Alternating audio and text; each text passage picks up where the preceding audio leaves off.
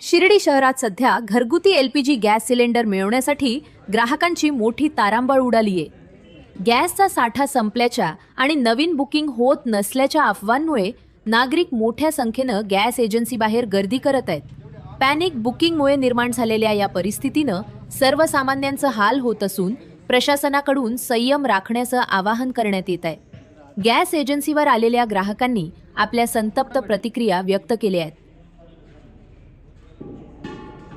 9:30ला मी इथं आले, पण मी माझी मुलगी येऊ सर थोडा टाइम लागला मला, तर मी 11 वाजता बुकिंग केली।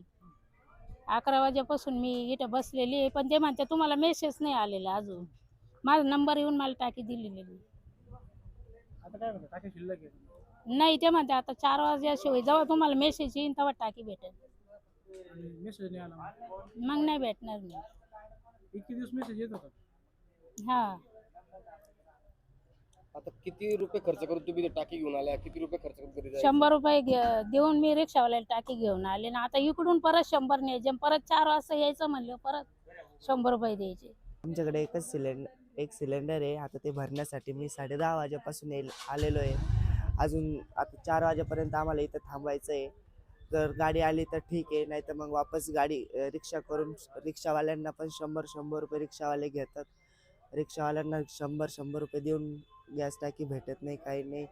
4 वाजेपर्यंत थांबलं तर भेटन, आणि नाही भेटलं तर वापस घरी जायचं। अजून जेवण नाही, काही नाही।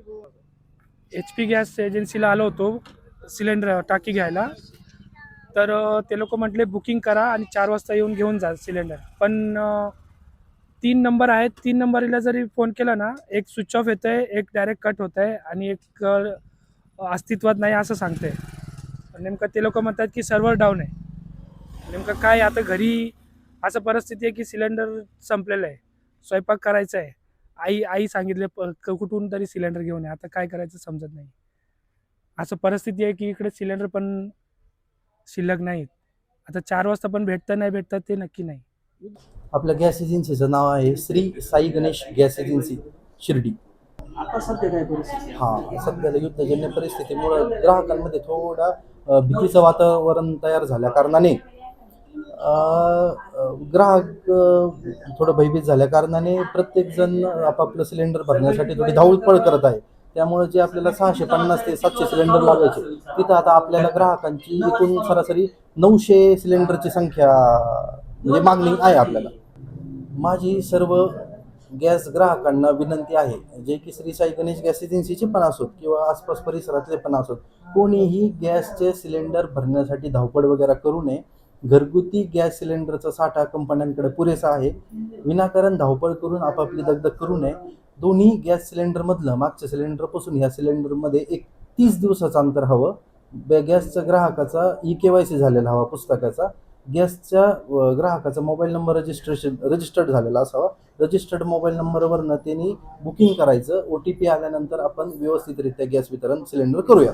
पण कोणीही सिलेंडर संपतील, सिलेंडर मिळणार नाहीत अशी काही अफवांना बळी पडू नये। काही होणार नाही, सिलेंडर 100% सुरळीत येत राहणार आणि मिळत राहणार साहेब, आणि वितरित पण आपण करत राहणार। थोडक्यात सांगायचे तर हा तुटवडा नैसर्गिक नसून भीतीपोटी निर्माण झालाय। नागरिकांनी संयम बाळगल्यास पुरवठा साखळी पुन्हा एकदा सुरळीत होऊ शकते।